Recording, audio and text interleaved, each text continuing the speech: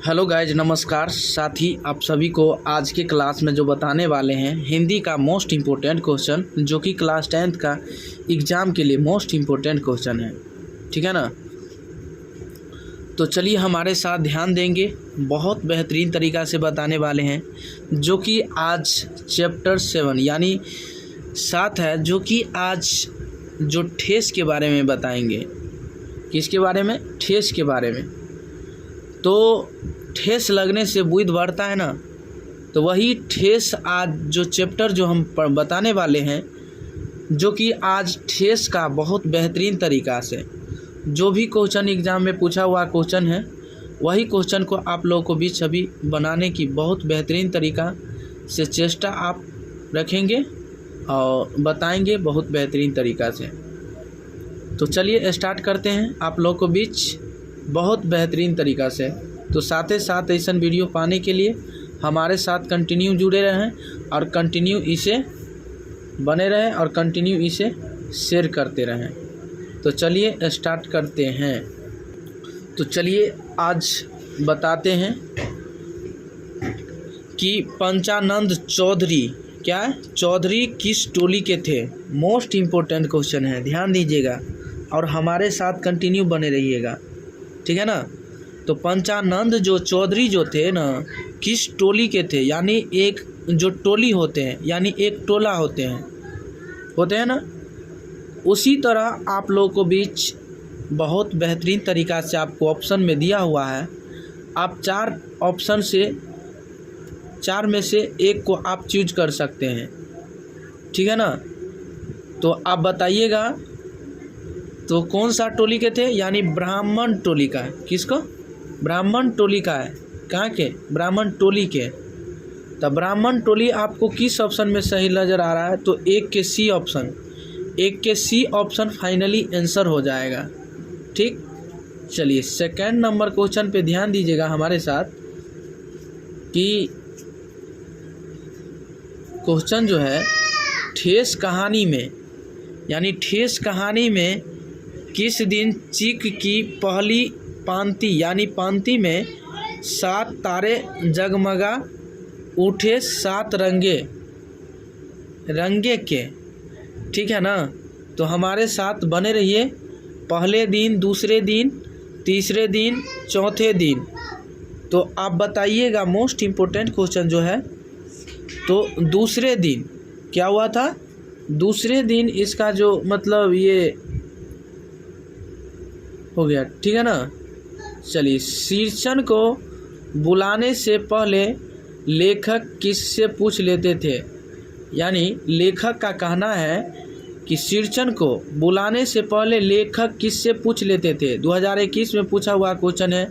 दीदी से, चाची से, भाभी से, माँ से। तो बताइएगा 3 का मोस्ट इम्पोर्टेंट क्वेश्चन जो है, यानी शीर्षण को बुलाने से पहले लेखक किससे पूछ लेते थे, यानी माँ से। किससे? माँ से पूछ लेते थे। ठीक है ना। किससे पूछ लेते थे? माँ से। तो माँ आपको किस ऑप्शन में आ रहा है? आपके सामने दिख रहा होगा, तो आपको डी ऑप्शन फाइनली आंसर हो जाएगा। शीर्षण को पान का बीड़ा किसने दिया था? शीर्षण को पान का बीड़ा किसने दिया था? मानो दीदी ने, मंजली भाभी ने, चाची ने, किसी ने नहीं। यानी बताइएगा किसी ने नहीं। तो आप बताइएगा 4 का मोस्ट इम्पोर्टेंट क्वेश्चन, जो कि मानो दीदी ने दिया। किसने? मानो दीदी ने दिया। 2018 ईस्वी में यानी पूछा हुआ क्वेश्चन है। 2018 में पूछा हुआ क्वेश्चन है कि शीर्षण को पान का बीड़ा किसने दिया था? तो मानो दीदी ने दिया था। तो आपको ए ऑप्शन फाइनली आंसर हो जाएगा। ठीक है ना। चलिए अगला नंबर क्वेश्चन ध्यान दीजिएगा कि शीर्षण ने चाची से क्या देने को कहा, यानी शीर्षण ने चाची से क्या देने को कहा, यानी शीर्षण ने चाची से यानी क्या देने को कहा। तो ध्यान दीजिएगा हमारे साथ, बहुत बेहतरीन तरीक़ा से बताएंगे और जो कि हमारे साथ कंटिन्यू बने रहें। ठीक है ना।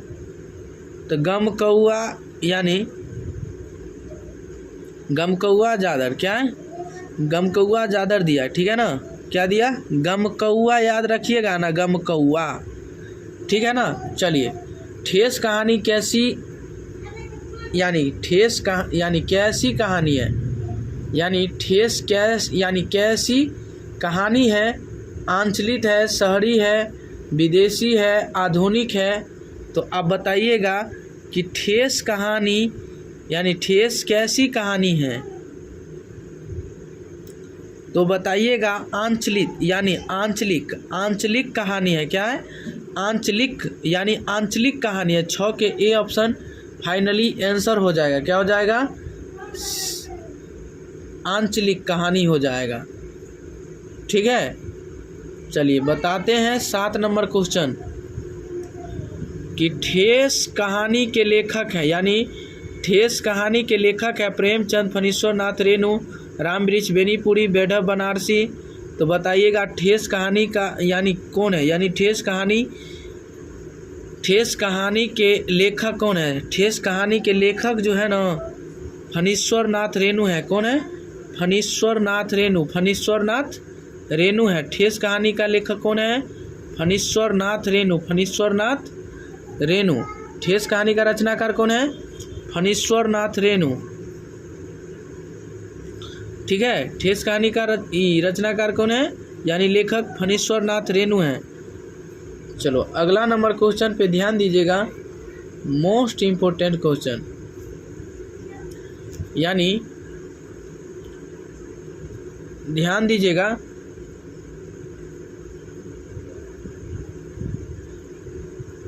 ठेस कहानी के लेखक फणीश्वर नाथ रेणु हैं। तो ठेस कहानी में डॉट की लोक सांस्कृतिक का वर्णन है, यानी लोक संस्कृति का वर्णन है। मिथिलांचल, भोजपुरी यानी भोजपुर, ठीक है, मगध, वैशाली। तो बताइएगा मोस्ट इम्पोर्टेंट क्वेश्चन जो है 8 का मोस्ट इम्पोर्टेंट क्वेश्चन, ध्यान दीजिएगा हमारे साथ। तो क्या हो जाएगा? मिथिलांचल। क्या है? मिथिलांचल का, ठीक है, मिथिलांचल का। ठेस शीर्षक कहानी का मुख्य पात्र है क्या, यानी मुन्नी, मानू, सिरचन, मंजली, भाभी। तो बताइएगा ठेस शीर्षक कहानी का मुख्य पात्र जो है कौन सा है? तो मोस्ट इम्पोर्टेंट क्वेश्चन है,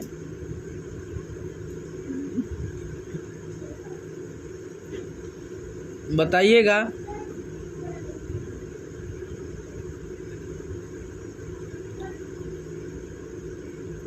तो सिरचन ने, क्या है? सिरचन। ठेस शीर्षक कहानी का मुख्य पात्र क्या है?